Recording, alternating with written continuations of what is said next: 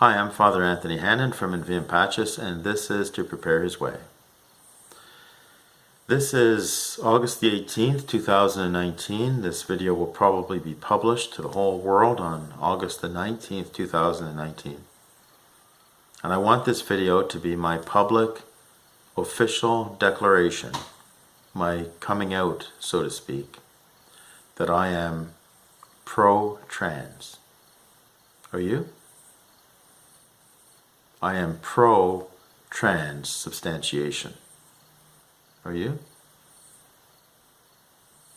Last week there was a Pew Research poll that polled Catholics, practicing, I think non-practicing as well, and their poll revealed that a surprising number of Catholics do not know, have perhaps never heard of, or they don't believe in what the Catholic Church teaches happens to the bread and the wine at a Catholic Mass. I've done two videos, one called, I think it's called 3 Things Most Catholics Should Know But Don't, and the other one called Proof That Your Catholic Education Failed You. And I could have easily included this in either of those videos. The change of the bread and wine into the body and blood of Christ, that change is called transubstantiation. When a validly ordained priest prays over the bread and wine, calls down the Holy Spirit, the epiclesis, and says the words of consecration, acts in persona Christi, this is my body, that bread and the wine really become the body, blood, soul, and divinity of Christ. He comes in our midst. He is present. Hey, but Father Anthony, it looks exactly the same. It smells, tastes, everything exactly the same. Is it not a symbol?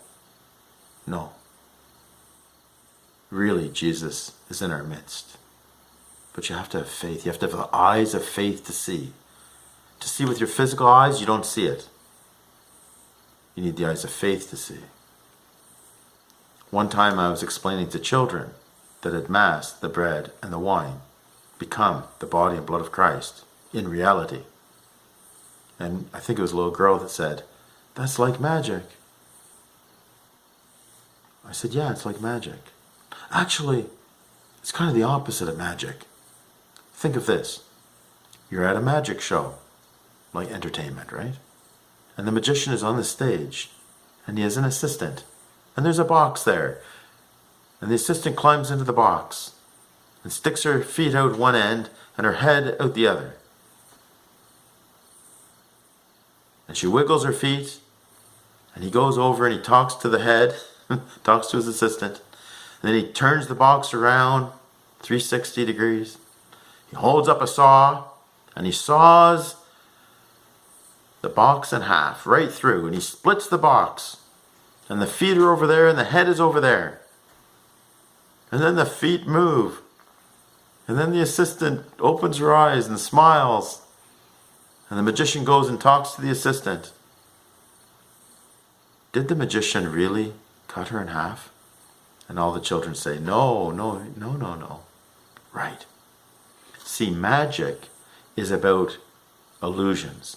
Magic, entertainment magic, is about trying to show that something happened, but nothing really happened. At Mass, it's the exact opposite. Something really happened, the bread and the wine turning into the body and blood of Christ, but it looks like nothing happened. You need faith. You need faith to see this. This change is called transubstantiation. To kind of grasp this, we have to go all the way back to Aristotle. Now, St. Thomas Aquinas drew on the categories of Aristotle to define transubstantiation. Aristotle was a great thinker, a philosopher. I think we should think of him maybe in our modern day as a scientist. He categorized things. He analyzed things. He described things. When he was thinking of things that we encounter in this world, he said that they are made up of, a thing is made up of its substance and its accidents. Now, we might think accidents like a car accident or something like that. No. It's not like that. Accidents have to do with the color, the shape, the size of something. And then he was asking, what type of changes can happen with things? So, for example, I'm sitting on a chair. It's a brown chair. It's a squeaky chair too. Now, if I were to paint the chair white, it's still the same chair. It's substantially still the same chair. But its accident of color has changed. It's still the same chair. The substance, the color, the accident has changed.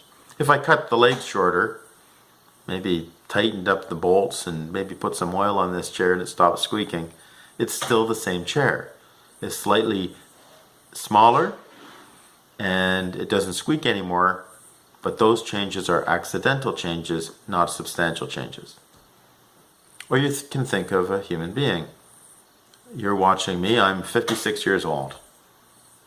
Aristotle would say, and I would say with him, that I am substantially the same person that I was when I was 5 years old. Many accidents have changed. My size, my look, certainly cells have died and new cells have come into being. But I am substantially the same person. I'm the same person. My personality has developed, my knowledge base has developed, but I'm the same person. Everything else is accidental.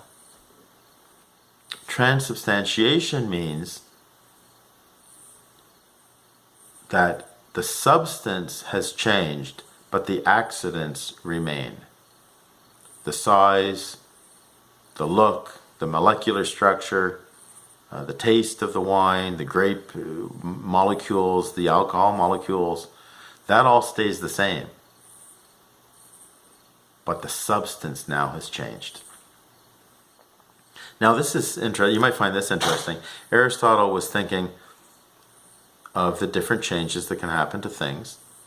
And he thought that most changes are all accidental changes. Just changes to the accident.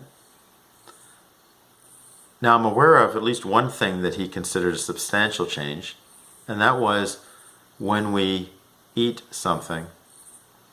So if I have a chicken here and I kill the chicken, it's still the same chicken. It's just dead. If I pluck the feathers, it's still the same chicken. It's just featherless. If I cut up the chicken, it's still the same chicken. It's only in different parts. If I cook the chicken, it's still the same chicken.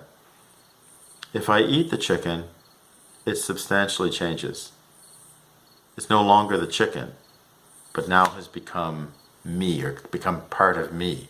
Well, some of it has and some of it just went through me.